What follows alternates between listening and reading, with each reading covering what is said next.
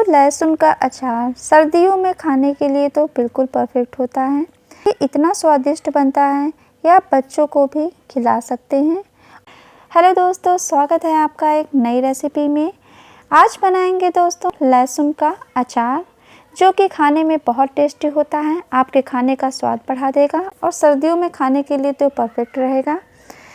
यहाँ पर दोस्तों मसाले लिए हैं मैंने। एक चम्मच धनिया, मेथी, राई, सौंफ और जीरा, इन सभी को भून लेंगे। अच्छे से भूनेंगे। जब ये भुन जाते हैं तो इनको बारीक पीस लेंगे। अब एक कढ़ाई में तेल गरम करेंगे और उस तेल में लहसुन की कलियों को भूनेंगे। लहसुन मैंने पहले ही छीलकर एक दिन के लिए धूप में रख दिया था। उसके बाद मैं इसको तेल में तल रही हूँ। यहाँ पर सारे लहसुन को हल्का सा मुरझाने तक भूनेंगे। उसके बाद छानकर इसको अलग बर्तन में निकाल लेंगे। यहाँ पर एक बड़ा बर्तन लेंगे जिसमें कि 2 बड़े चम्मच हल्दी, 2 बड़े चम्मच लाल मिर्च पाउडर और 1 चम्मच धनिया पाउडर, साथ में डालेंगे अजवाइन 1 चम्मच और 1 चम्मच कलौंजी। जो हमने मसाला भुना था उसको भी इसी में डाल देंगे। साथ में डालेंगे नमक। नमक थोड़ा ज़्यादा ही रखें। यहाँ पर मैंने 2 बड़े चम्मच नमक रखा है।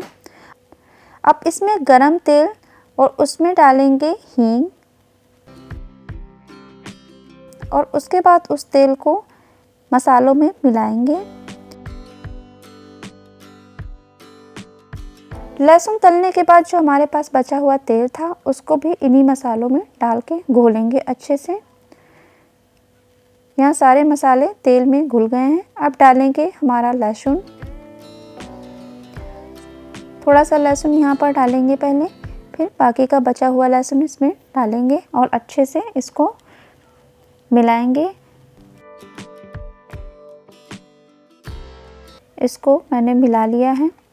देखिए कलर कितना अच्छा आया है।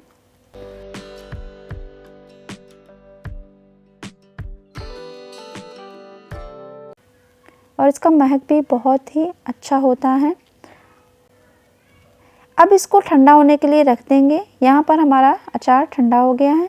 अब एक जार ले लेंगे। आप कांच का ले सकते हैं, प्लास्टिक का भी ले सकते हैं और उसमें हमारा लहसुन का अचार धीरे धीरे अच्छे से भर लेंगे। यहाँ पर मैंने प्लास्टिक की बोतल ली है और उसमें सारा अचार भर दिया है। इसको अच्छे से टाइट कर दें और 2 से 4 दिन धूप में दिखाएं। उसके बाद ये खाने के लिए पूरी तरह से रेडी है।